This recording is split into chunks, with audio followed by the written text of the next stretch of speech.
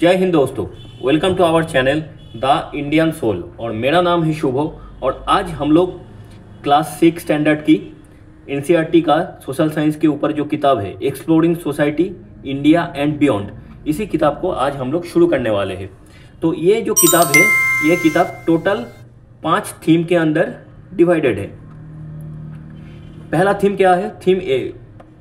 पहला थीम जो है वो है India and the world, land and the people. ये जो पहला थीम है, ये थीम जियोग्राफी को डिनोट करता है। मतलब ये थीम के अंदर जितना भी चैप्टर्स है वो सारे चैप्टर जियोग्राफी सब्जेक्ट का चैप्टर है। पहला चैप्टर क्या है? लोकेटिंग प्लेसेस ऑन द अर्थ, यानी अब दुनिया के ऊपर, पृथ्वी के ऊपर किसी भी प्लेस को लोकेट करना। तो पहला चैप्टर है लोकेटिंग प्लेसेस ऑन द अर्थ। दूसरा चैप्टर ओशंस एंड कॉन्टिनेंट्स। तीसरा चैप्टर है लैंडफॉर्म्स एंड लाइफ। तो ये 3 चैप्टर जो थीम ए के अंडर आता है, ये 3 चैप्टर जियोग्राफी सब्जेक्ट का चैप्टर है। अब आते हैं दूसरा थीम बी। ये इसका नाम क्या है? ट्रेपेस्ट्री ऑफ द पास्ट, यानी जहां पे पास्ट लिखा हुआ है, यानी ये हिस्ट्री के बारे में बोलने वाला है। तो थीम बी के अंदर जो 3 चैप्टर है, पहला चैप्टर जो है timeline and sources of history, दूसरा इंडिया दैट इज भारत, और तीसरा the beginnings of Indian civilisation. ये 3 चैप्टर थीम बी के अंडर आता है, यानी ये 3 चैप्टर हिस्ट्री के बारे में बात करता है। फिर आते हैं theme C, our cultural heritage and knowledge traditions. तो थीम सी हमारे कल्चर और जो सोसाइटी का जो कल्चर है, भारत की सोसाइटी का जो कल्चर है और सोसाइटी कैसे काम करता है, इसके ऊपर बात करता है। यानी जो 2 चैप्टर है, इंडियाज कल्चरल रूट और यूनिटी इन डाइवर्सिटी और मेनी इन द वन। तो ये 2 चैप्टर भारत की जो कल्चर है उसके बारे में बात करता है। ये हो गया थीम सी। उसके बाद आते हैं थीम डी। थीम डी का नाम है गवर्नेंस एंड डेमोक्रेसी। तो थीम डी के अंदर जो 4 चैप्टर है, वो पहला चैप्टर क्या है? Family and community. दूसरा चैप्टर है ग्रासरूट डेमोक्रेसी, उसका जो पार्ट 1 है उसमें है गवर्नेंस। फिर क्या है? ग्रासरूट डेमोक्रेसी के अंदर जो पार्ट 2 है local government in rural area, यानी पंचायत। तो और तीसरा चैप्टर जो है वो grassroot democracy part 3 local government in urban area, यानी म्यूनिसिपैलिटी। तो ये जो 4 चैप्टर है ये पॉलिटिकल साइंस के बारे में बात करता है। उसके बाद क्या है? थीम ई। थीम ई के अंदर इकोनॉमी के सब्जेक्ट आते हैं। नाम क्या है इसका? Economic life around us. पहला चैप्टर क्या है? The value of work. दूसरा chapter economic activities around us. ये 2 जो चैप्टर है ये इकोनॉमिक्स का चैप्टर है। तो टोटल 5 सब्जेक्ट की चैप्टर है इस किताब के अंदर।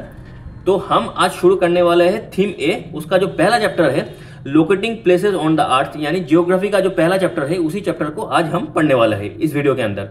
तो एक एक करके टोटल 15 से 20 वीडियो के अंदर हम टोटल जितना भी सब चैप्टर्स है, जितना भी पहले जियोग्राफी, हिस्ट्री, पॉलिटी, फिर इकोनॉमी और कल्चर और सोसाइटी के ऊपर जितना भी चैप्टर्स है इस किताब के अंदर, वो हर एक चैप्टर को हम 15 से 20 वीडियो के अंदर पूरा का पूरा कवर करेंगे। तो आज हम शुरू करेंगे कहां से? Locating places on the earth. तो शुरू करने से पहले किताब के पहले पन्ने पे एक पिक्चर दिया हुआ है, एक तस्वीर दिया हुआ है, जहां पे लिखा गया है वसुदेवाय कुटुंबकम, यानी भारत की एक संस्कृति है, भारत की कल्चर है। क्या कल्चर है? हम पूरी दुनिया को हमारी संसार, हमारी पृथ्वी, हमारी फैमिली मानते हैं। यानी ऐसे नहीं है कि हम सिर्फ भारत में रहते हैं और भारत को ही अपना फैमिली मानते हैं, भारत के अंदर रहने वाले लोगों को ही अपना फैमिली मानते हैं। ऐसा नहीं है। हम पूरे दुनिया में जितने भी लोग रहते हैं, उन सारे लोगों को, दुनिया के अंदर जितने जीव जंतु, जितने प्राणियां हैं, उन सारे लोगों को हम अपना फैमिली मानते हैं। तो वसुदेवाय कुटुंबकम का मतलब यही होता है कि पूरी दुनिया ही हमारे फैमिली है। तो ये हो गया पहले पन्ना, पहला पेज।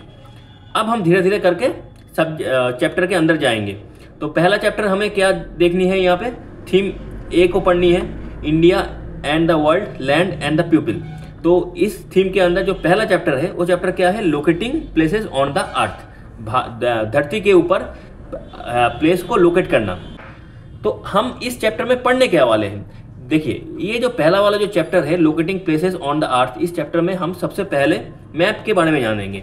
तो हमें ये पता है कि किसी भी जगह को, किसी भी प्लेस को अगर हमें दुनिया के अंदर वो कहाँ पे है इसको लोकेट करनी है तो हमें सबसे पहले एक मैप चाहिए होगा।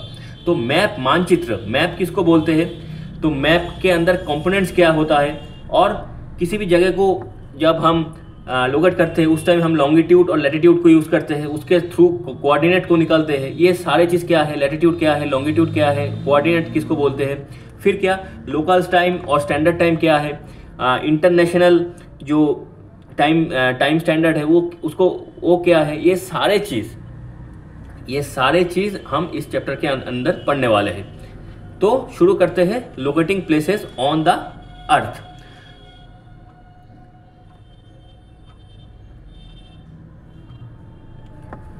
तो theme A chapter 1 geography, locating places on the earth. तो सबसे पहले देखिए, मान लेते हैं एक इंसान अपने घर पे बॉम्बे में बैठ के अपने घर में काम कर रहा है। तो उसका जो छोटा सा बेटा है वो उनके पास आया और पूछा, बाबा यहाँ हम तो बॉम्बे में रहते हैं, हम सुने हैं कि दिल्ली करके एक बड़ा शहर है, वो शहर कहाँ पे है? तो अगर उस बच्चे को दिल्ली शहर कहाँ पे है ये समझाना है तो सबसे पहले हमें क्या चाहिए? हमें चाहिए एक मैप, भारत का मैप चाहिए। फिर वहाँ पे हम लोकेट करके उनको दिखाएंगे कि हम रहते हैं बॉम्बे में, जो कि अरेबियन सी के पास एक भारत के अंदर एक शहर है, और दिल्ली जो है वो नॉर्दर्न इंडिया में एक शहर है। तो ये चीज़ को अगर उस बच्चे को समझाना है तो हमें सबसे पहले क्या चाहिए? एक मैप चाहिए।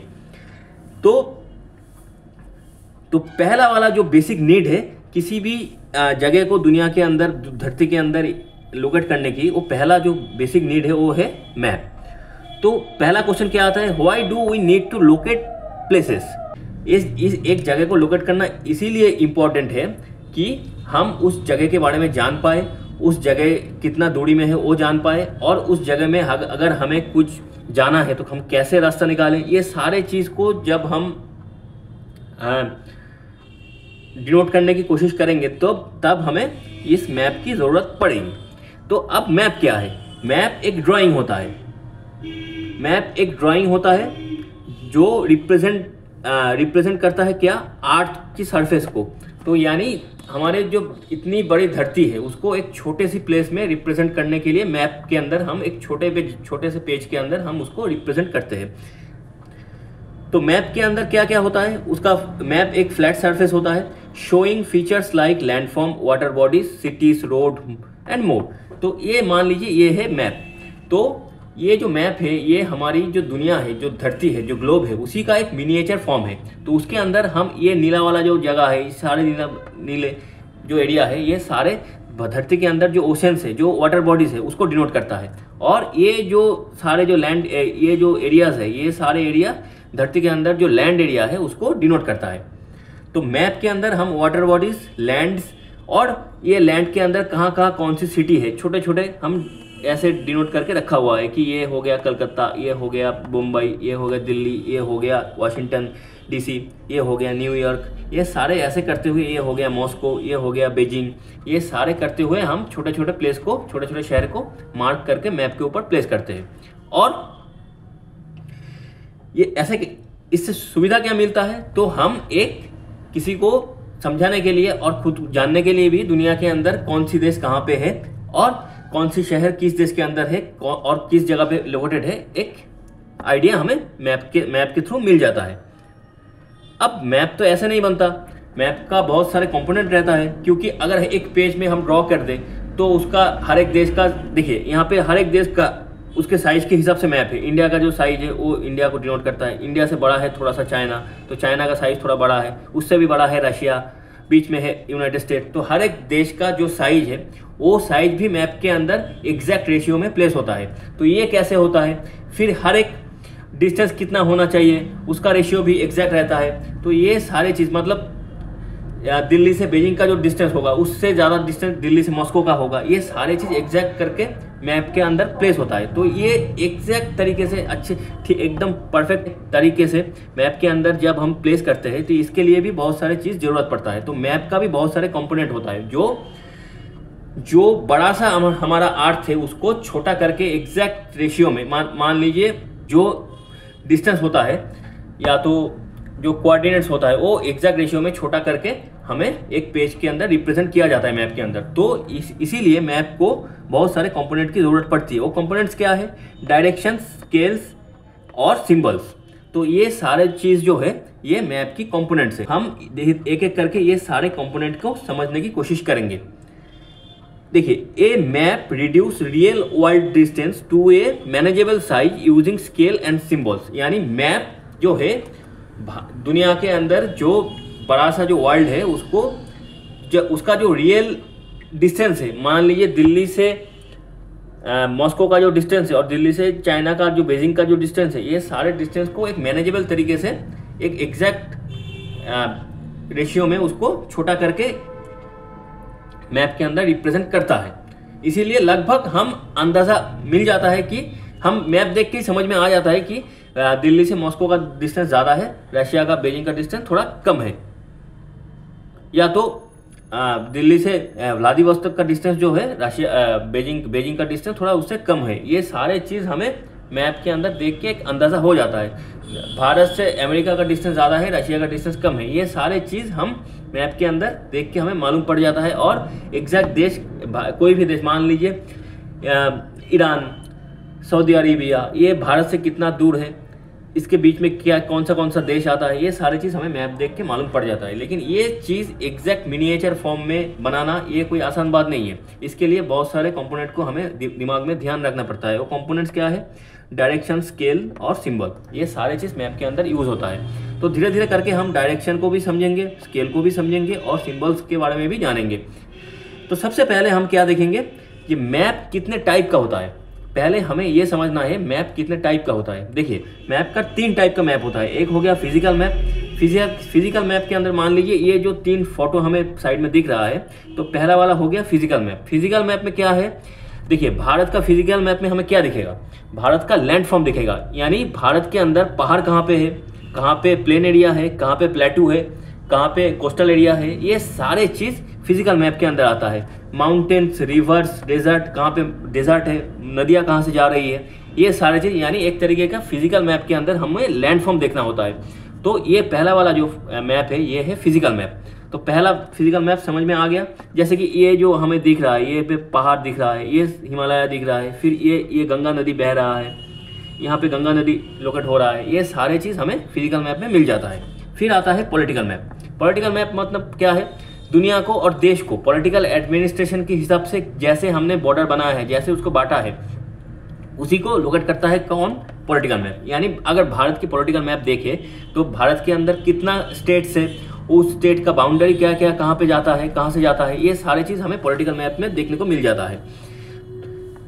और पॉलिटिकल मैप में कौन सी देश कहाँ पे है, उसका बाउंड्री क्या है, ये भी हमें पॉलिटिकल मैप से मालूम पड़ जाता है। फिर क्या? Thematic map. थीमेटिक मैप में हम क्या देखते हैं? यहाँ पे हम मान लीजिए किसी भी देश का रेनफॉल देखना है कि कौन सी जगह पे, देखिए भारत के अंदर कहाँ पे कितना रेनफॉल होता है, तो इसको जब हम डिनोट करते हैं तब, जैसे कि मान लीजिए रेनफॉल देखना है हमें, कहाँ पे कितना गर्मी पड़ता है, कहाँ पे कितना टेम्परेचर ज़्यादा कम होता है, या तो कहाँ पे नेचुरल डिजास्टर कहाँ पे ज़्यादा आता है, कहाँ पे आपको ये मान लीजिए एग्रीकल्चर कहाँ पे ज़्यादा होता है, चावल का एग्रीकल्चर कहाँ पे ज़्यादा होता है, व्हीट का एग्रीकल्चर कहाँ पे ज़्यादा होता है भारत के अंदर। तो ये सारे चीज़ जब हम डिनोट करते हैं किसी मैप के थ्रू, तब उसको हम थीमेटिक मैप बोलते हैं। तो इसमें क्या होता है? Specific like rainfall, population, corps, यानी कहाँ पे कौन सी खेती ज़्यादा हो रहा है, कहाँ पे ज़्यादा रेनफॉल हो रहा है, कहाँ पे पॉपुलेशन कितना है, ये सारी चीज़ हम जब मैप के अंदर डिनोट करते हैं तब उसको थीमेटिक मैप बोलते हैं। जैसे कि यहाँ पे हमने जो मैप का जो फोटो रखा है, यहाँ पे भारत के अंदर कहाँ पे ज़्यादा बारिश होता है, कहाँ पे कम होता है। देखिए, ज़्यादा पे जहाँ पे ज़्यादा ग्रीन है यहाँ पे ज़्यादा बारिश होता है, जहाँ पे ग्रीन का जो शेड है वो थोड़ा सा हल्का हुआ है तो वहाँ पे कम होता है, और जहाँ पे येलो है मतलब राजस्थान का जो डेजर्ट एरिया है वहाँ पे सबसे ज़्यादा कम बारिश होता है। ये सारी चीज़ जब हम मैप के थ्रू हम डिनोट करते हैं, समझाने की कोशिश करते हैं, तब उसको थीमेटिक मैप बोलते हैं। तो हमें इतना मालूम पड़ गया, मैप 3 टाइप का होता है, फिजिकल, पॉलिटिकल और थीमेटिक। ये हो गया टाइप ऑफ मैप्स। अब हम ये जो कंपोनेंट देखे थे, ये जो 3 कंपोनेंट है, इन 3 कंपोनेंट को समझने की कोशिश करेंगे। तो पहला कंपोनेंट क्या है? पहला कंपोनेंट है डायरेक्शन। तो हमें जब भी मैप बनानी होती है तो मैप में डायरेक्शन हमेशा यूज़ होता है, क्योंकि हमें अगर डायरेक्शन मालूम नहीं होगा तो रशिया भारत के नॉर्थ में है कि ईस्ट में है कि साउथ में है वो हम समझ नहीं पाएंगे। तो मैप के अंदर ये डायरेक्शन एक बहुत ही इंपॉर्टेंट कंपोनेंट होता है। तो maps always show direction to help users orient themselves. तो यानी अगर हम मैप लेके बैठे, अगर हमें यूएई जाना है, अरब अमीरशाही जाना है, तो वो अरब अमीरशाही भारत की कौन सी साइड में है वो पहले चीज़ हमें मैप में दिख जाएगा कि ये भारत की वेस्टर्न साइड में है। तो वेस्टर्न साइड में है तो कितना एकदम पास में है कि कितना दूर है, वो भी हम मैप से हमें अंदाज़ा मिल जाएगा कि भारत से हम निकले तो कितना दूर तक हमें जाना पड़ेगा, तो फिर जाके हमें यूएई यानी अरब अमीरशाही मिलेगा। तो यानी एक तरीके का मैप के अंदर जो डायरेक्शन है ये सारी चीज़ हम मालूम पड़ जाता है मैप को देख के। तो अब हम पहले क्या होता है, तो मैप में पहला जो इंडिकेशन होता है वो नॉर्थ की तरफ होता है। तो ये अगर मैप में के अंदर अगर हम कोई भी मैप देखें तो मैप के नीचे आपको एक डायरेक्शन वाला ऐसे कलम जगह मिल जाएगा जहाँ पे डायरेक्शन दिखाया जाएगा। अगर ग्लोबल मैप को देखें हम तो पहला वाला जो डायरेक्शन दिखाया जाएगा वो हो गया नॉर्थ यानी उत्तर। फिर उसके एकदम अपोजिट है साउथ, और उसकी दाहिने ओर है ईस्ट, और उसकी बाएं ओर है वेस्ट। तो अगर हम ये मैप देखें भारत के नॉर्थ कौन सा वाला साइड हो गया, ये हो गया नॉर्थ। उसके एकदम अपोजिट हो गया साउथ, उसका दाहिने ओर हो गया ईस्ट, और उसका बाएं ओर हो गया वेस्ट। समझ में आ गया? तो हर एक मैप में ये वाला जो पोर्शन है, ये जो डायरेक्शन का जो सिंबल है वो होता है। तो अब नॉर्थ और ईस्ट के बीच में कौन आता है, नॉर्थ ईस्ट।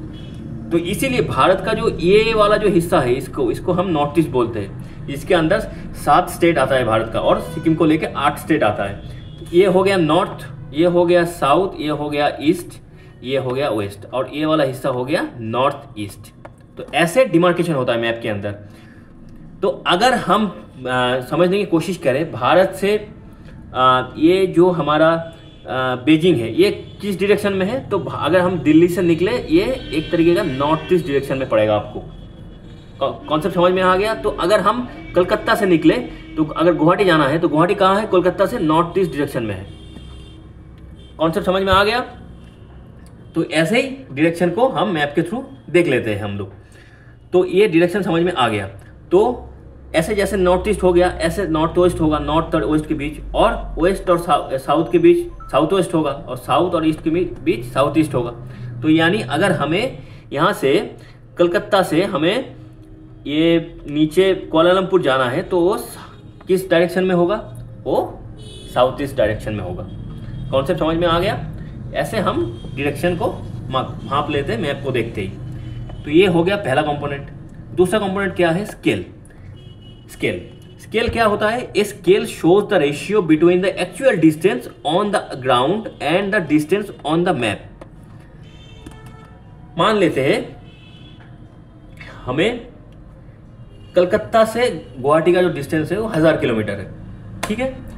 कोलकाता से मान लेते हैं गुवाहाटी का जो डिस्टेंस है वो 1000 किलोमीटर है, लेकिन मैप तो हम एक पेज में लाते हैं उसको, एक पेज में अंदर मैप आ जाता है। तो मैप के अंदर वही 1000 किलोमीटर तो हम ड्रॉ नहीं कर सकते, उतना बड़ा मैप तो हम बना नहीं सकते, वो तो इम्पॉसिबल है।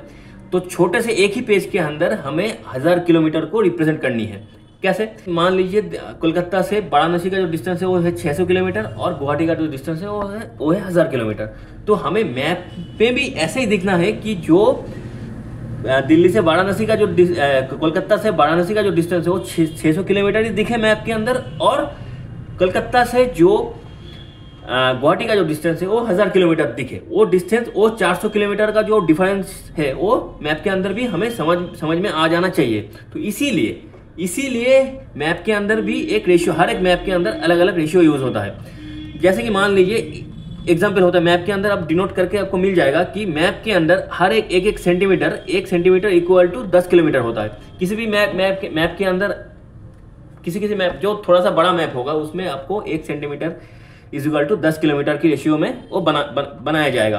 अगर कोई भी मैप अगर उससे भी ज़्यादा छोटा हो तो उसमें 1 सेंटीमीटर इक्वल टू 1000 किलोमीटर करके भी बनाया जा सकता है। तो यानी साइज के हिसाब से एक ठीक ठाक रेशियो के हिसाब से मैप के अंदर हर एक डिस्टेंस को आप उसको प्लेस कर सकते हो। यानी एक रेशियो रहता है जो एक्चुअल मैप को एक्चुअल साइज को दुनिया का उसको छोटे से छोटे आकार में उसको एग्जैक्ट पोजीशन में रिप्रेजेंट करता है।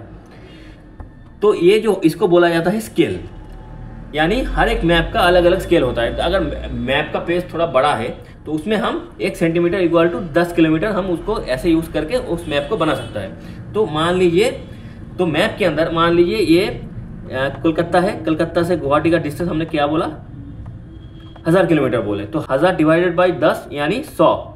तो मैप के अंदर हम जब देखेंगे तो कोलकाता से गुवाहाटी का जो डिस्टेंस होगा 100 सेंटीमीटर का होगा। अब वही चीज जब हम कोलकाता से वाराणसी का देखेंगे 600 किलोमीटर का आप मान लीजिए उसको डिवाइड करिए 10 से यानी 60। तो हमें मैप के अंदर भी कोलकाता से वाराणसी का जो डिस्टेंस है वो 60 सेंटीमीटर दिखेगा और गुवाहाटी का 100 सेंटीमीटर दिखेगा। तो इसी तरीके से हम लोग इसको रिप्रेजेंट करते हैं, तो इसे बोला जाता है स्केल। अब स्केल भी दो तरीके का होता है, मतलब there are 2 type of scales. अगर मान लीजिए एक मैप के अंदर हमें बस एक शहर को दिखानी है, एक शहर की मैप को दिखानी है, तो उसको हम लार्ज स्केल मैप बोलेंगे कि वो पूरा का पूरा पेज के अंदर हम एक ही शहर को दिखाएंगे। मतलब मान लीजिए मुंबई शहर को दिखानी है तो उसको हम क्या बोलेंगे, show small areas in great detail. तो एक ही शहर को, एक ही गांव को हम ग्रेट डिटेल में उसके हर एक जगह कहाँ पे है, हर घर कहाँ पे है, हर चौराहे, हर मोड़ कहाँ पे है, ये सारे चीज हम एक बड़े मैप के अंदर हम उसको डिनोट करते हैं। तो उसको हम लार्ज स्केल मैप बोलते हैं। और स्मॉल स्केल मैप किसको बोलते हैं, जहाँ पे बड़े एरिया को हम लार्ज एरिया को लेस डिटेल के साथ हम दिखाते हैं। जैसे कि एक देश का मैप हो गया, पूरे दुनिया का मैप हो गया। जैसे कि ये जो मैप हम देख रहे हैं ये है लार्ज स्केल मैप। यहाँ पे एक गांव का जो फोटो है उसको अच्छी तरीके से, यहाँ पे नदियाँ जा रहा है, ये खेती का जगह है, यहाँ पे लोग रहते हैं, ये सारी चीज कहाँ पे रोड है, डिटेल में, एकदम डिटेल में एक लार्ज मैप के थ्रू, लार्ज स्केल के मैप के थ्रू दिखाया जाता है। तो इसको बोला जाता है लार्ज स्केल मैप। और जहाँ पे पूरे शहर, पूरे देश, पूरे दुनिया को एक छोटे से पेज में, छोटे से मैप के अंदर दिखाया जाता है, उसको स्मॉल स्केल मैप बोला जाता है। ये हो गया दूसरा कंपोनेंट। अब आते हैं तीसरा कंपोनेंट क्या है, सिंबल्स, कन्वेंशनल साइंस। तो अगर हमें मैप देखनी है तो एक मान लीजिए हर एक शहर है, तो हर एक शहर में जाके हर एक शहर को हम एक मार्क से डिनोट करते हैं कि ये शहर का सिंबल है। अगर जहाँ पे मैप के अंदर ये जो डॉट है, ये डॉट को देखते ही हमें मालूम पड़ जाएगा ये शहर है। ये छोटे छोटे डॉट,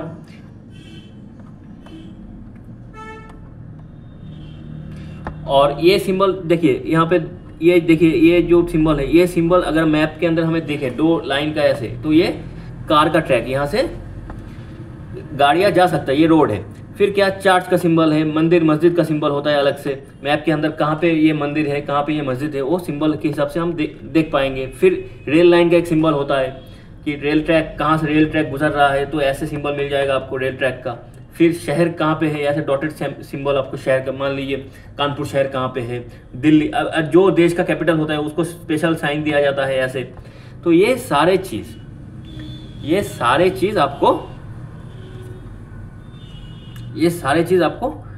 सिंबल्स, हाउसेस का सिंबल्स, रोड का symbols, temple, railway, weather symbols, ये सारे सिंबल्स आपके मैप के अंदर हमें डाल के हम उसको समझने की कोशिश करते हैं। There are universal and known as conventional symbols, जो कि ऐसा नहीं है, हर एक सिंबल का एक यूनिवर्सल सिंबल है, वो सारे दुनिया के अंदर जो भी देश मैप बनाता है वही सिंबल यूज करता है। मैप्स यूजुअली इंक्लूड ए लिगेंड और की that explain what each symbol means. तो जैसे कि हमने देखा ये सारे चीज लिगेंड है, जो हर एक सिंबल क्या क्या चीज डिनोट करता है वो साइड में लिखा रहता है।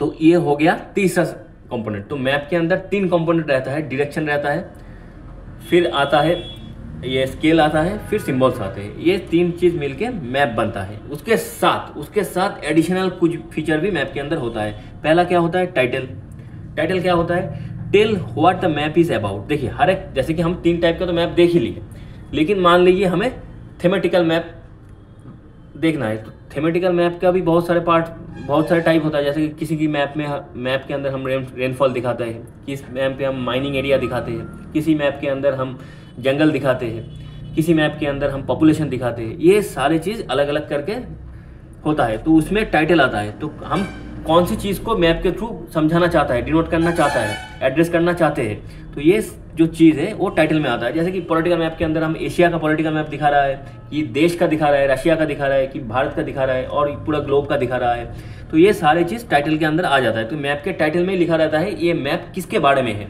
ये हो गया एडिशनल फीचर, पहला एडिशनल फीचर। दूसरा क्या, लिगेंड और की, जो हमने थोड़ी देर पहले हमने दिखाया कि हर एक मैप के अंदर जो बॉक्स रहता है ना, छोटे छोटे बॉक्स बना के उसके बाजू में हम लिख देते हैं कि ये बॉक्स, ये एरिया, जैसे कि ये नील एरिया किस महादेश को या तो किस एरिया को डिनोट करता है, किसके बारे में है, ये सारे चीज़ साइड में हम लिख देते हैं। तो उसको हम लिगेंड और की बोलते हैं। फिर आता है ग्रिड और कोऑर्डिनेट्स। ग्रिड और कोऑर्डिनेट्स क्या है, देखिए अब ग्रिड और कोऑर्डिनेट्स को समझने के लिए हमें दो चीज़ पहले जाननी होगी, एक लैटिट्यूड और दूसरा लॉन्गिट्यूड। तो ये लॉन्गिट्यूड लैटिट्यूड क्या है, उसको कैसे हम उससे हम कोऑर्डिनेट निकालते हैं। कोऑर्डिनेट मतलब एग्जैक्ट लोकेशन। मैप के अंदर हमें जैसे मैप तो है, मैप से हम डिस्टेंस तो हम देख लिए, लेकिन अगर किसी पोजीशन का, किसी जगह का एग्जैक्ट लोकेशन हमें निकालनी है, क्योंकि लोकेशन नेविगेशन के काम में लगता है। आज के टाइम में जो गूगल मैप यूज़ होता है, जो भारत का जो खुद का जो सॉफ्टवेयर है नेविग यूज़ होता है। फिर जैसे कि जब कहीं पे हमें पहुंचना होता है, जो एरोप्लेन होता है जो वो भी कोऑर्डिनेट यूज़ करता है, जो मिसाइल्स होते हैं वो भी कोऑर्डिनेट यूज़ करता है। तो कोऑर्डिनेट मतलब एग्जैक्ट लोकेशन किसी भी जगह के। मान लीजिए हमें पाकिस्तान के अंदर किसी टेररिस्ट ठिकाने के ऊपर हमें मिसाइल गिरानी है, ब्रह्मोस मारनी है, तो हम क्या करते हैं, ऑपरेशन सिंदूर के अंदर हमने क्या किया था, हमने एकदम एग्जैक्ट कोऑर्डिनेट निकाले थे। कोऑर्डिनेट क्या है, कोऑर्डिनेट होता है जहाँ पे उस जगह एग्जैक्ट लोकेटेड है। वो कहाँ से निकालते हैं, कोऑर्डिनेट के अंदर दो कंपोनेंट होता है, क्या होता है, लॉन्गिट्यूड और लैटिट्यूड। इस दो को, ये दो चीज़ जहाँ पे मिलता है उसी एग्जैक्ट पोजीशन में हम उस जगह की कोऑर्डिनेट निकाल लेते हैं। बोला जाता है कोऑर्डिनेट, जो कि एक किसी भी जगह का एग्जैक्ट लोकेशन होता है। तो ये भी फीचर जो है वो एडिशनल फीचर के अंदर आता है। तो हम जब ये लैटिट्यूड, थोड़ी देर में हम लैटिट्यूड और लॉन्गिट्यूड को डिटेल में समझेंगे, उसके साथ कोऑर्डिनेट को भी डिटेल में समझ लेंगे। तो अभी ये जानना है कि ये मान लीजिए ये ग्लोब है, इसमें ऐसे लंबे लंबे रेखाएं, हमने काल्पनिक रेखाएं खींची है, क्योंकि ये हमारे कैलकुलेशन के लिए हमने ये रेखाएं बनाई है। जैसे कि इस फोटो में हम दिख पा रहा है कि ये लंबा लंबा ये ऐसे पैरेलल करके कुछ रेखाएं हैं, ये हमने काल्पनिक कैलकुलेशन के लिए इसके दुनिया के ऊपर, धरती के ऊपर हमने बनाया है, काल्पनिक रेखाएं हैं। और कुछ लंबा रेखाएं भी दिखेगा आपको, ये लंबे वाले रेखा को हम लोग बोलते हैं लॉन्गिट्यूड, और ये पैरेलल जो रेखाएं हैं, जो लाइन्स हैं, इसको हम लैटिट्यूड बोलते हैं। तो ये लैटिट्यूड और लॉन्गिट्यूड मिलके जो जालीदार ये जो फॉर्मेशन बनता है दुनिया के ऊपर, धरती के ऊपर, उसको ग्रिड बोला जाता है। और ऐसे एक लॉन्गिट्यूड और एक लैटिट्यूड जहाँ पे छेद करता है उसको कोऑर्डिनेट बोला जाता है, एग्जैक्ट लोकेशन बोला जाता है। तो ये हो गया additional features of the map. तो हम थोड़ा सा क्विक रिकअप कर लेते हैं, अभी जो हमने पढ़ाई की है उसके बारे में थोड़ा सा क्विक रिकअप कर लेते हैं। तो पहले हमने क्या कंपोनेंट देखे, डायरेक्शन देखे, जो north south east west, north east south west, south east north west, ये सारे दिशाओं को डिनोट करता है। फिर स्केल आ गया। स्केल मतलब एक जो डिस्टेंस होता है उसको मिनिएचर फॉर्म में एग्जैक्ट प्रॉपर रेशियो में हम उसको मैप के अंदर डिनोट करते हैं, तो इसको स्केल बोला जाता है। फिर क्या, सिंबल्स आते हैं। सिंबल्स देख के हमें मालूम पड़ता है कि मैप के अंदर ये रेलवे स्टेशन कहाँ पे है, ये मंदिर कहाँ पे है, ये मस्जिद कहाँ पे है, ये चर्च कहाँ पे है, ये हॉस्पिटल कहाँ पे है, ये गवर्नमेंट एडमिनिस्ट्रेटिव बिल्डिंग कहाँ पे है, ये सारे चीज़ हमें सिंबल देख के मालूम पड़ जाता है। फिर टाइटल, मैप के ऊपर टाइटल लिखा रहता है कि ये मैप किस चीज़ के ऊपर है, किसके बारे में है, ये टाइटल देख के हमें मालूम पड़ जाता है। फिर लिगेंड क्या होता है, लिगेंड मतलब वो सिंबल्स रहता है कि मान लीजिए हमें भारत के अंदर धान की खेती कहाँ पे सबसे ज़्यादा होता है, तो हम मैप के अंदर जब एरिया को डिनोट करेंगे तो हम बोलेंगे कि ये नीले वाला जो एरिया है इस जगह पे सबसे ज़्यादा धान की खेती होता है। उसके बाद जो पीले वाला एरिया है उसमें थोड़ा सा कम होता है। ऐसे करके हम बॉक्स के थ्रू तो वो डिनोट कर देते हैं, सिंबल्स और कलर दे के हम डिनोट करते हैं मैप के अंदर कि यहाँ पे रेनफॉल ज़्यादा होता है, यहाँ पे कम होता है, यहाँ पे धान का खेती ज़्यादा होता है, यहाँ पे गेहूँ का खेती ज़्यादा होता है। तो ये सारी चीज़ हम छोटे छोटे बॉक्स बना के उसके ऊपर कलर डाल के उसको डिनोट करते हैं, तो उसको लिगेंड बोलते हैं। जैसे कि इस मैप के अंदर हमें छोटे छोटे बॉक्स बना के उसके बाजू में हमने लिख दिए हैं कि कौन सी कलर क्या, कौन सी जगह को क्या चीज़ डिनोट कर रहा है।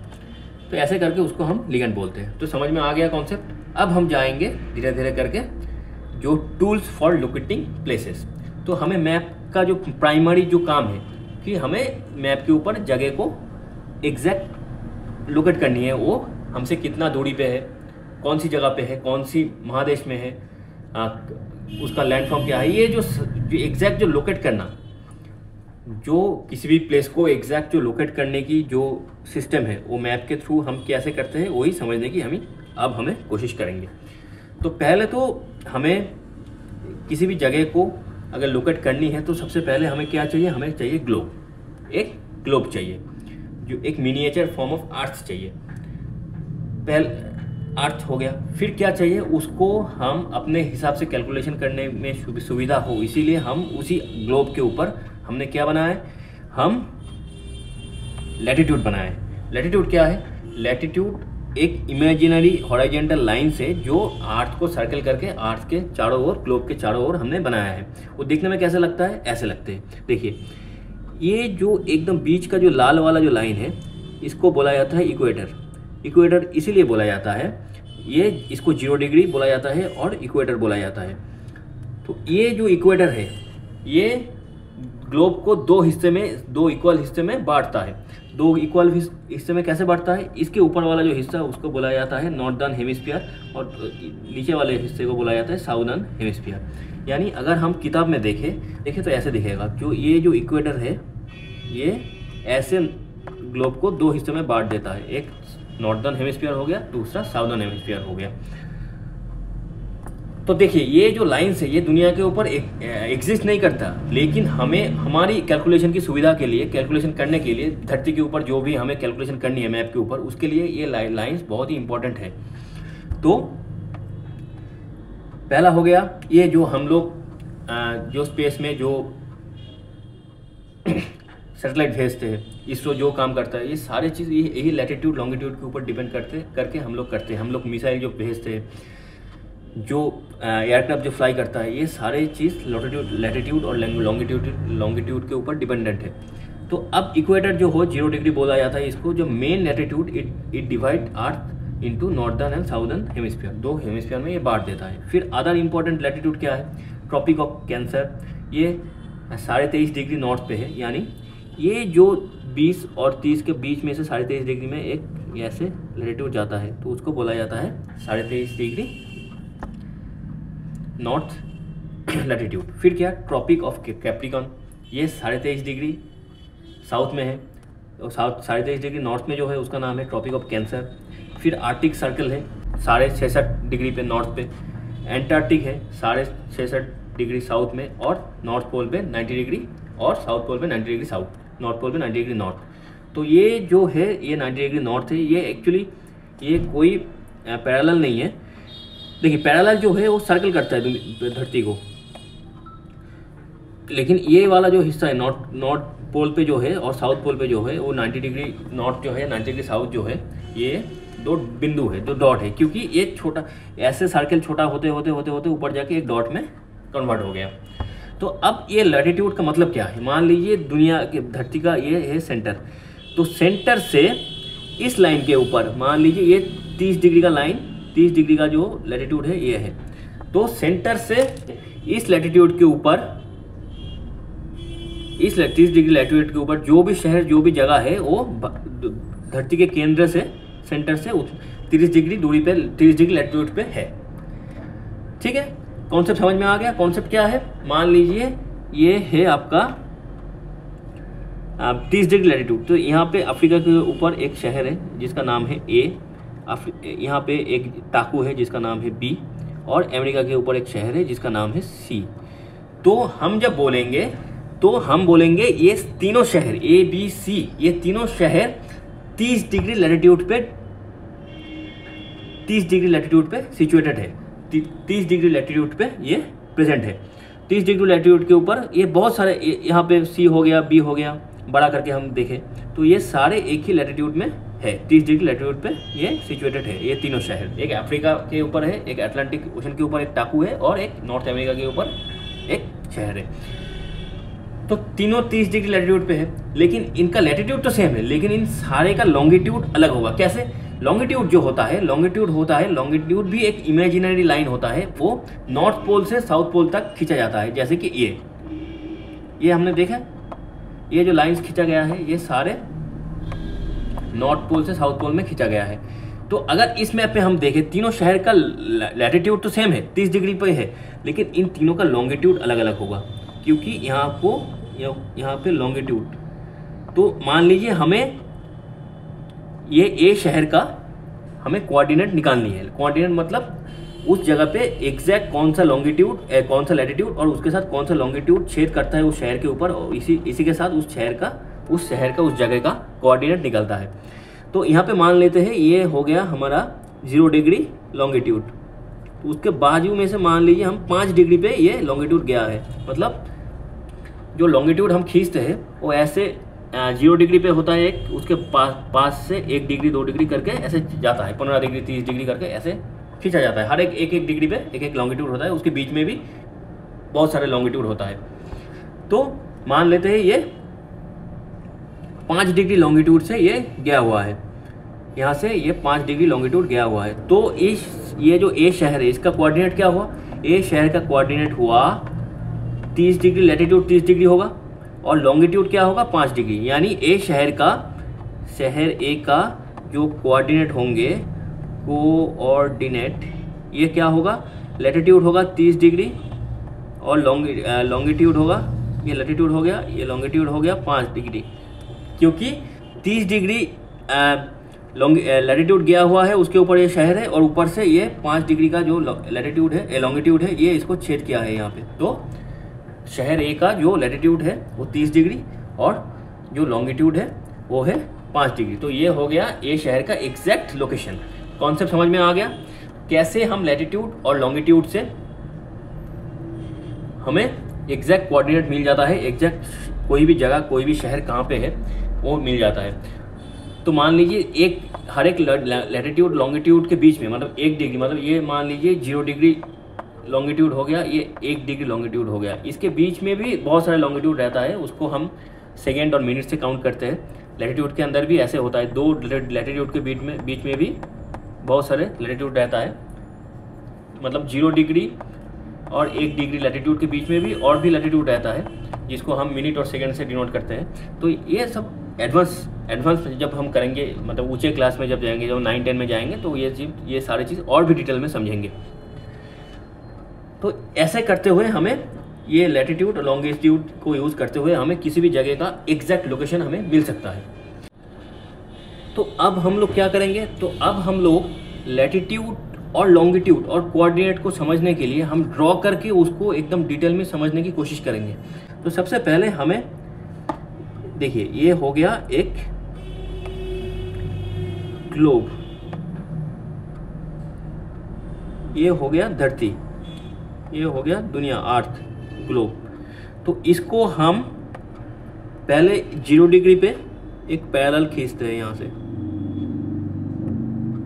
ये क्या हो गया, ये हो गया 0 डिग्री, यानी 0 डिग्री इक्वेटर।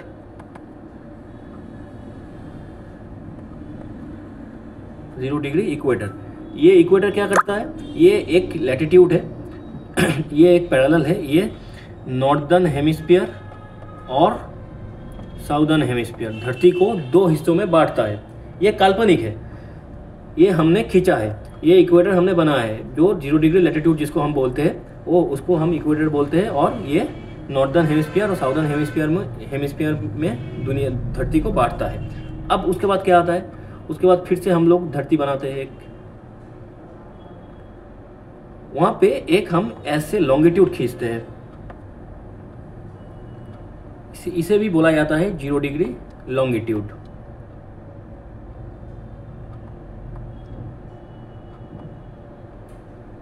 जिसको प्राइम मेरिडियन बोला जाता है, प्राइम मेरिडियन। तो इसका काम क्या है, ये ग्रीनिच यूके के अंदर जो ग्रीनिच शहर है उसके ऊपर से गुजरता है, इसको 0 डिग्री लॉन्गिट्यूड यानी प्राइम मेरिडियन बोला जाता है। तो ये क्या करता है, ये भी दुनिया को 2 हिस्सों में बांटता है। वो क्या है, ईस्टर्न हेमिस्फीयर और वेस्टर्न हेमिस्फीयर। तो अब देखिए यहाँ पे 0 डिग्री हो गया, इसके ऊपर बहुत सारे ऐसे लॉन्गिट्यूड बनते लैटिट्यूड बनते रहेंगे। तो मान लीजिए ये 1 डिग्री हो गया, इसके ऊपर नीचे भी हो गया, नीचे भी 1 डिग्री हो गया, लेकिन ये ऊपर वाला जो हिस्सा वो 1 डिग्री नॉर्थ होगा, नीचे 1 डिग्री साउथ होगा। ऐसे करते हुए हम आगे बढ़ते जाएंगे, ऐसे 2 डिग्री होगा, ऐसे करते हुए ऊपर ऐसे लॉन्गिट्यूड होगा और लैटिट्यूड होंगे, और नीचे भी ऐसे साउदर्न हेमिस्फीयर में लैटिट्यूड होंगे। ऐसे इधर भी 0 डिग्री प्राइम मेरिडियन हो गया, फिर यहाँ से एक और खींचेंगे, वो 1 डिग्री होगा, फिर 2 डिग्री होगा, लेकिन 1 डिग्री 2 डिग्री ईस्ट होगा, और इस साइड पे जब होगा ऐसे ये 1 डिग्री 2 डिग्री वेस्ट होगा। तो मान लीजिए ये हो गया एक धरती, ये हो गया धरती, यहाँ पे ये हो गया एक लैटिट्यूड, मान लेते हैं ये 30 डिग्री लैटिट्यूड है।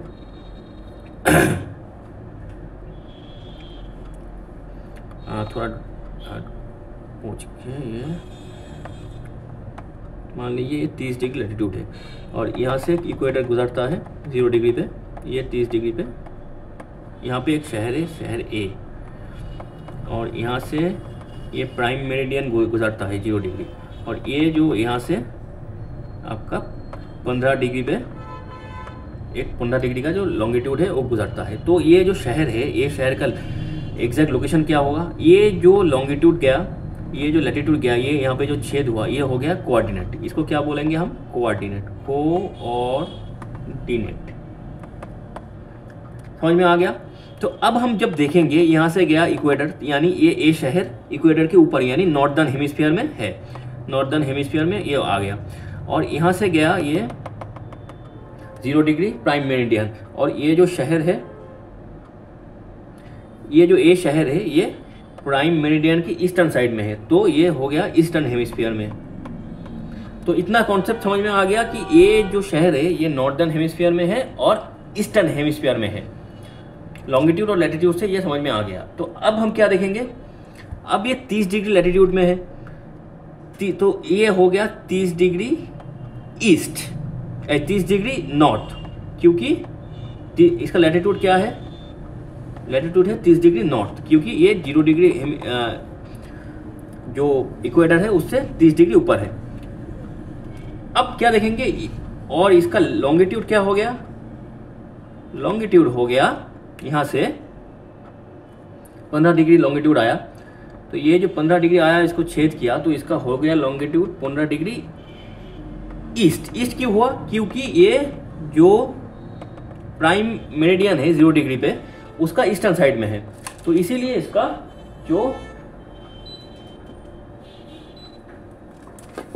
इसका जो लॉन्गिट्यूड होगा 15 डिग्री ईस्ट। तो ए शहर का एग्जैक्ट लोकेशन क्या है, मान लीजिए सिटी ए, इसका लोकेशन है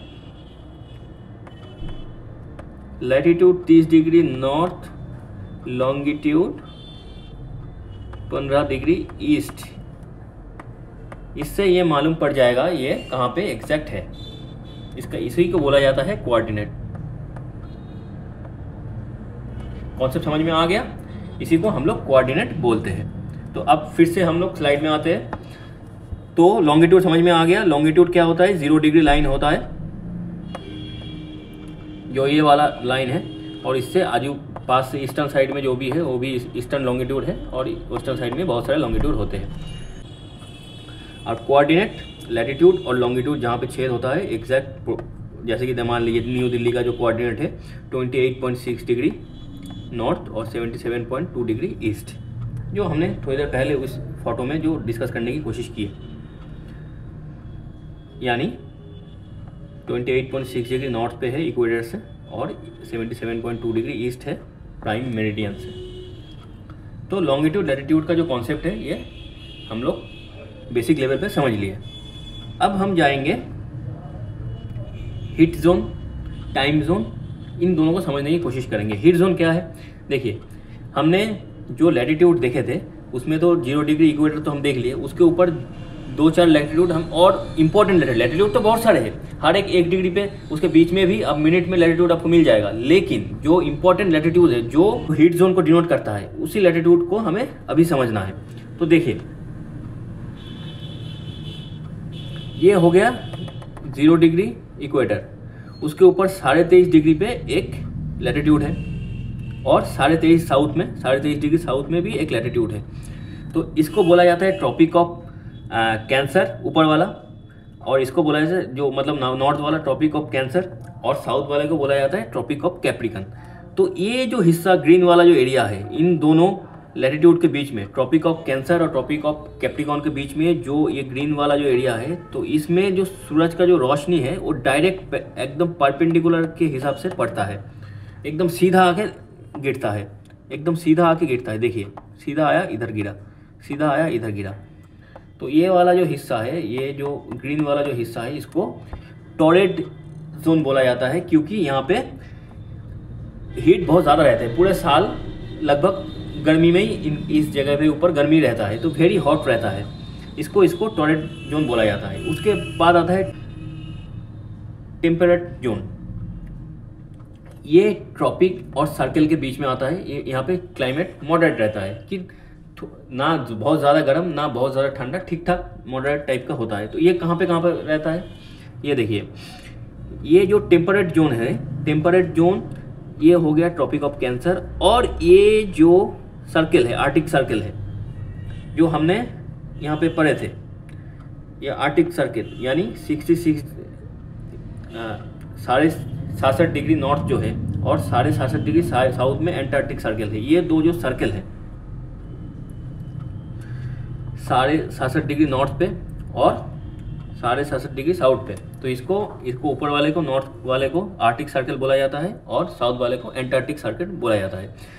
तो इसमें बीच में ये पीले वाला जो एरिया है, इसमें सनलाइट अगर हम लोग देखें तो ये टेढ़ा होकर पड़ता है। देखिए ये आया, ऐसे आया, ऐसे गिरा, तो एकदम परपेंडिकुलर यहाँ पे सनलाइट एकदम सीधे तरीके से नहीं गिरता है। तो इसीलिए इस जगह का टेम्परेचर थोड़ा सा इससे कम होता है। तो इसमें मॉडरेट टेम्परेचर रहता है, सनलाइट तेछड़ा करके ऐसे करके गिरता है, एकदम सीधा नहीं गिरता है। तो इसलिए यहाँ का टेम्परेचर थोड़ा कम रहता है। तो इसको बोला जाता है नॉर्थ में बोला जाता है नॉर्थ टेम्पर्ड जोन, और साउथ में साउथ टेम्पर्ड जोन। तो इस एरिया में पूरा का पूरा यूरोप, रशिया का बहुत सारा हिस्सा, और चाइना वगैरह, चाइना के ऊपर वाला हिस्सा, भारत के भी ऊपर वाले हिस्से, मतलब कश्मीर वगैरह एरिया, तो इसमें थोड़ा बहुत टेम्परेचर कम रहता है, मतलब ठीक ठाक टेम्परेचर, बहुत ज़्यादा ना बहुत ज़्यादा गर्म रहता है, ना बहुत ठंडा रहता है। तो ऐसे करते हुए इसका टेम्परेचर ठीक ठाक रहता है, क्योंकि यहाँ पे सूरज का जो सनलाइट का जो एंगल है वो थोड़ा सा टेढ़ा है। तो अब आते हैं, ये हो गया मॉडरेट क्लाइमेट रहता है यहाँ पे टेम्पर्ड जोन पे। उसके बाद आते हैं frigid zone near the poles. यहाँ पे बहुत ज़्यादा ठंडी होती है, जैसे कि नॉर्वे, रशिया के ऊपर वाला नॉर्दर्न हिस्सा, आर्टिक सर्कल, कनाडा के ऊपर का हिस्सा। तो ये कहाँ से कहाँ तक आता है, ये जो आर्टिक सर्कल हो गया उससे बाद उसके ऊपर जो पोल होता है, और नीचे जो एंटार्क्टिक सर्कल हो गया 67 डिग्री साउथ से एकदम पोल तक। तो ये वाला, ये दो हिस्सा एकदम, इसको फ्रिजिड जोन बोला जाता है, क्योंकि यहाँ पे सनलाइट बहुत ही कम आता है एकदम, और जो भी आता है वो टेढ़ा करके ऐसे एंगल करके आता है, तो उसका भी जो कैपेसिटी है हीट करने का वो भी कम रहता है। तो यहाँ पे जो टेम्परेचर रहता है बहुत ज़्यादा ठंडा रहता है, बहुत हार्श रहता है। तो इसीलिए हम हीट जोन भी इसी जो लैटिट्यूड है इसके थ्रू हम हीट जोन को भी समझ सकते हैं। तो यहाँ पे सनलाइट का एंगल कम है, यहाँ पे एकदम सीधा है, और यहाँ पे और भी कम है। तो हीट जोन का जो कॉन्सेप्ट है वो समझ में आ गया। अब आते हैं टाइम जोन। टाइम जोन को हमें अब समझनी है, बहुत ही इंपॉर्टेंट है टाइम जोन को समझना। देखिए हम क्या देखे थे, हम देखे थे जो हिसाब के लिए जो 0 डिग्री प्राइम मेरिडियन खींचा गया था, वो इंग्लैंड के ग्रीनिच जो शहर है उसके ऊपर से खींचा गया, क्योंकि गोरों ने इसको बनाया, तो गोरों ने अपने शहर से ऊपर के खींच दिए। इससे पहले भारत के पास भी एक प्राइम मेरिडियन था, वो हम थोड़ी देर में डिस्कस करेंगे। तो ये गोरों ने क्या किया, गोरों ने एक लाइन खींच के बोला कि ये स्टैंडर्ड टाइम यहाँ से शुरू होगा, यानी ये जो ग्रीनिच शहर के ऊपर से ये प्राइम मेरिडियन गया है, इसको 0 डिग्री माना जाएगा। और यहाँ पे जो टाइम होगा, मान लीजिए 0 डिग्री पे अगर 12 बजे हुआ है, दोपहर को 12 बजा है, तो उसी को स्टैंडर्ड टाइम मानते हुए उसका ईस्टर्न वाला हिस्सा इस 12 बजे से आगे रहेंगे, कुछ ईस्टर्न वाला हिस्सा आगे रहेंगे, और जो वेस्टर्न वाला हिस्सा है ये ग्रीनिश टाइम से पीछे रहेंगे। तो कितना पीछे रहेंगे कितना आगे रहेंगे वो हिसाब हम थोड़ी देर में करेंगे। और इसके साथ प्राइम मेरिडियन तो 0 डिग्री है, उसके एकदम अपोजिट 180 डिग्री पे जो लाइन है उसको बोला जाता है, यह है इंटरनेशनल डेट। जो लाइन है वो है इंटरनेशनल डेट लाइन। और इसके सामने वाला, इसके एकदम अपोजिट में क्या है, इसके सामने अपोजिट में अगर ग्लोब को जोड़ दिए तो इस साइड में अगर ये प्राइम मेरिडियन है, इसके एकदम अपोजिट उल्टा साइड में क्या है, उल्टा साइड में है ये इंटरनेशनल डेट लाइन। इसमें क्या होता है, इस डेट लाइन के पार होने से टोटल 24 घंटे का हेरफेर हो जाता है। मान लीजिए यहाँ पे ये जो 0 डिग्री, ये इस फोटो से समझने की कोशिश करते हैं। तो ये है 0 डिग्री, इसको बोला जाता है प्राइम मेरिडियन। ये है यूके के अंदर जो ग्रीनिच शहर है उसके ऊपर से ये लाइन खींचा गया है। तो अब देखिए धरती जो है ये टोटल 24 घंटे के अंदर 360 डिग्री घूम जाता है, 360 डिग्री का रोटेशन लेता है। तो हर एक घंटे में 15 डिग्री का रोटेशन लेता है। कैसे 360 डिवाइडेड बाई 24 तो 15 आता है। तो हर एक घंटे में 15 डिग्री का रोटेशन लेता है ये। तो हर 15 डिग्री में, यानी अगर यहाँ से हम देखें तो 0 डिग्री हो गया प्राइम मेरिडियन, उसके बाद ये 15 डिग्री का लॉन्गिट्यूड आया। तो ये इस 15 डिग्री में यहाँ से यहाँ तक तो 1 घंटे का टाइम का डिफरेंस होता है। तो यानी अगर 15 डिग्री ईस्ट में हर एक 15 डिग्री में 1 घंटे का टाइम का गैप होगा। कॉन्सेप्ट समझ में आ गया।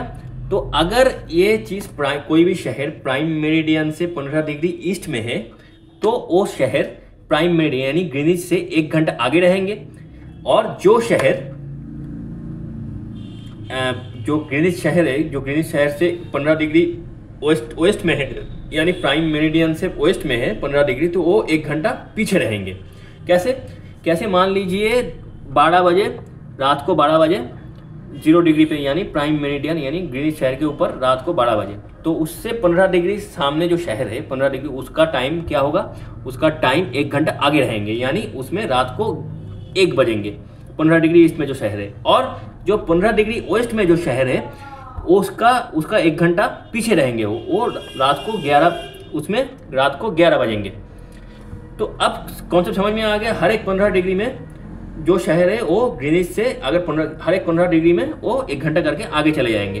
तो अगर 30 डिग्री में जो शहर है उसमें 15 डिग्री के लिए 1 घंटा, फिर और 15 डिग्री के लिए और 1 घंटा, यानी 2 घंटा वो शहर आगे चले जाएंगे, यानी 2 PM होंगे, यानी रात को 2 बजे होंगे। और ऐसे ही अगर हम पीछे मतलब वेस्ट में आ गए, प्राइम मेरिडियन के वेस्ट साइड में अगर आ गए, तो उसमें अगर 30 डिग्री पीछे चले गए, 30 डिग्री लॉन्गिट्यूड पे चले गए, तो उसमें उस लॉन्गिट्यूड के ऊपर जो शहर है वो टोटल 1-2 घंटा पीछे चले जाएंगे, यानी रात को 10 बजेंगे। कॉन्सेप्ट समझ में आ गया। तो यानी हर एक 15 डिग्री पे 1 घंटे का डिफरेंस हो रहा है। तो हर एक 15 डिग्री में अगर 60 मिनट का यानी 1 घंटे का डिफरेंस हो रहा है, तो 1 मिनट में कितना डिफरेंस होगा, 8 मिनट में 60 मिनट डिवाइडेड बाई 15 यानी 4, यानी हर 1 डिग्री लॉन्गिट्यूड चेंज होने से 4 मिनट का टाइम का, या तो ईस्टर्न साइड में हो तो ज़्यादा होगा, टाइम आगे जाएंगे, अगर वेस्टर्न साइड में होगा तो 4 मिनट का टाइम पीछे आएंगे। तो हर 15 डिग्री में 1 घंटे का टाइम गैप होगा और हर 1 डिग्री में 4 मिनट का टाइम गैप होगा। कॉन्सेप्ट समझ में आ गया। तो ऐसे करते हुए जो प्राइम मेरिडियन है उसको हम स्टैंडर्ड मानते हुए 15 डिग्री आगे जाएंगे, तो हर 1 डिग्री पे 4 मिनट करके हम आगे चलते जाएंगे। यानी अगर मान लीजिए प्राइम मेरिडियन में ये 0 डिग्री हो गया यहाँ पे रात को 12 बजे, और यहाँ से मान लीजिए आपको 35 डिग्री मतलब हर 1 डिग्री में आपको आता है 4 मिनट का। तो 35 × 4 हो गया कितना मिनट, 4 × 5 = 20, 2 3 4 5 13 14, 140 मिनट। यानी 140 मिनट के अंदर कितना घंटा आता है, 2 घंटा आता है। 60 2 घंटा 20 मिनट, 2 आवर्स 20 मिनट।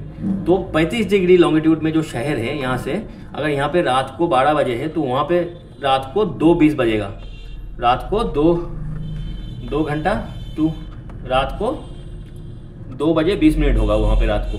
कॉन्सेप्ट समझ में आ गया? ऐसे ही यहाँ पे अगर यहाँ से 2 घंटा अगर हम 30 ईस्ट में वेस्ट में आ गया, ये तो हो गया ईस्टर्न साइड में, वेस्ट में आ गया तो 2 घंटा 20 मिनट 35, अगर 35 डिग्री लॉन्गिट्यूड में अगर कोई शहर है वो 2 घंटा 20 मिनट पीछे चले जाएंगे। तो इसमें अब अगर हम 12 बजे तो 2 घंटा पीछे जाएंगे तो 10 बज जाएगा, तो वो 9:40 वहाँ पे बजे होंगे, 9:40 रात को 9 बजे 40 मिनट हुआ होगा वहाँ पे। वहाँ ये है कॉन्सेप्ट समझ में आ गया? तो अब ये हो गया टाइम का कैलकुलेशन। अब हम थोड़ा सा इंटरनेशनल डेट लाइन को समझने की कोशिश करेंगे। International date line exact 0 degree prime meridian के ठीक पीछे होता है। तो ये लाइन थोड़ा सा जिगजैग होता है। जिगजैग क्यों किया गया? तो इस लाइन के बाद ये लाइन पार करते ही आपको एक दिन का यानी 24 घंटे की हेरफेर आपको देखने को मिल जाएगा। डेट चेंज हो जाता है, मतलब 1 घंटे इस लाइन के इस पार जो डेट होगा, इस पार एक दिन का पीछे का डेट होगा।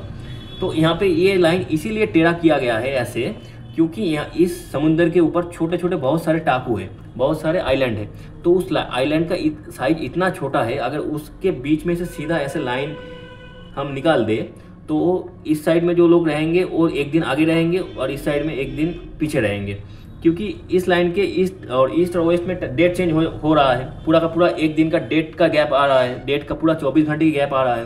तो इसीलिए इस लाइन को ऐसे जिगजैग किया गया, क्योंकि यहाँ पे जो टाकू है इस टाकू को इधर रखा गया, ऐसे खींचते हुए इस टाकू को अब एक ही साइड में रखा गया कि उस छोटे छोटे टाकू के ऊपर से लाइन ना गुजरे और डेट का ना इधर उधर हो जाए। तो इसलिए उस जगह इतना छोटा पड़ा, एक छोटे से टापू है। मान लीजिए एक बॉम्बे जैसे शहर जैसे उतनी साइज का एक टापू है, एक आइलैंड है, उसमें अगर मान लीजिए बंदा एक जगह से दूसरी जगह में मतलब एक दिन का गैप आ रहा है टाइम के ऊपर, तो उन लोगों को दिक्कत हो जाएगा। तो इसीलिए इस इंटरनेशनल डेट लाइन को ऐसे टेढ़ा ड्रॉ किया गया है, क्योंकि छोटे छोटे जो टापू है उसका टाइम लाइन डिस्टर्ब ना हो, उसका डेट टाइम ये सब डिस्टर्ब ना हो। वो जो जिसको ईस्टर्न साइड में रहना है उसको ईस्ट ग्लोब में रहना है, उसको वो ईस्ट ग्लोब में रहेंगे और वेस्ट में ये वेस्ट ग्लोब में रहेंगे।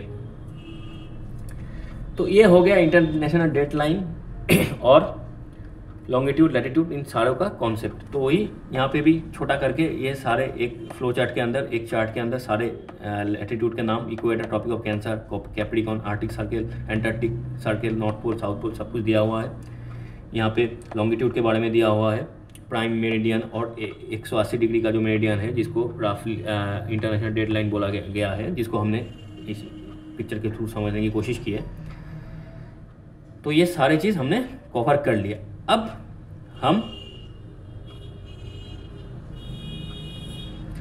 थोड़ा सा किताब में लौटेंगे। यहाँ पे जो किताब अब तक जो हमने डिस्कस किया ये सारे कुछ किताब में है ही।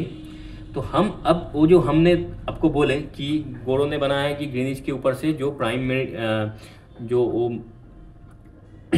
मेरिडियन को बनाया है उन्होंने, ग्रीनिच शहर के ऊपर से उनको खींचा है, जो standard date line standard time के बनाने के लिए, क्योंकि उनका इस टाइम स्टैंडर्ड आएगा। लेकिन एंशिएंट इंडिया के अंदर, भारत के अंदर पहले ऐसा एक लाइन था जिसको हम बोलते थे जो मध्य रेखा, मिडिल लाइन। ये पहले से हमारे पास था, लेकिन उसके बाद मॉडर्न एज के अंदर ये ब्रिटिश लोगों ने सारे जगह पे कॉलोनी बना ली है। उसके बाद उनका ही दबदबा था, तो उन्होंने अपने हिसाब से स्टैंडर्ड लाइन फिर से चेंज कर लिया था, वहाँ पे ग्रीनिच शहर से ऊपर से खींच दिया था। तो हमारे पास क्या था एंशिएंट इंडिया में एक लाइन हमने ड्रॉ किए थे, वो 75.8 डिग्री ईस्ट से जाता था, जो आज के टाइम में है। उस टाइम तो वही उसी को माना इंडियन एस्ट्रोनॉमी में उसको ही माना जाता था कि प्राइम मेरिडियन। तो आज के टाइम में वो 75 डिग्री 8 मिनट पे ईस्ट पे वो लाइन है, जो लाइन हमारे एमपी के अंदर जो उज्जैन शहर है उससे गुजरता था, और महेश्वरा करके एक जगह है वहाँ से गुजरता था, और कन्याकुमारी के पास से यहाँ से गुजरता था। तो ये सारे एंशिएंट सिटीज़ थे, इनके ऊपर से ये लाइन हमारे पास थे। तो ये जो लॉन्गिट्यूड लैटिट्यूड और कोऑर्डिनेट का जो फॉर्मूला है, इनके बारे में पहले से ही हमारे पास, मतलब एंशियंट इंडिया के हमारे भारतीयों के पास इसके नॉलेज पहले से था। इसीलिए हम जो बाद में इन गोरों ने जो भी सिस्टम बनाया है, इसका सारे कैलकुलेशंस हमारे एंशियंट हिस्ट्री में, हमारे एस्ट्रोनॉमी के अंदर इन सारे चीज़ों का उल्लेख है। लॉन्गिट्यूड, लैटिट्यूड और कोऑर्डिनेट, इन सारी चीज़ों का, ये जो प्राइम मेरिडियन जो गुरुओं ने बनाया ग्रीनिच शहर के ऊपर, वो चीज़ पहले से हमारे पास, हम पहले उसको ये मिडिल लाइन बोलते थे, जो कि उज्जैन शहर के ऊपर से जाता था। तो इसके बारे में भी हम लोगों को नॉलेज था। तो एक तरीके का मान लीजिए हम लोगों ने जो चीज़ बाद में हुआ उसके ऊपर नॉलेज हमें पहले से था।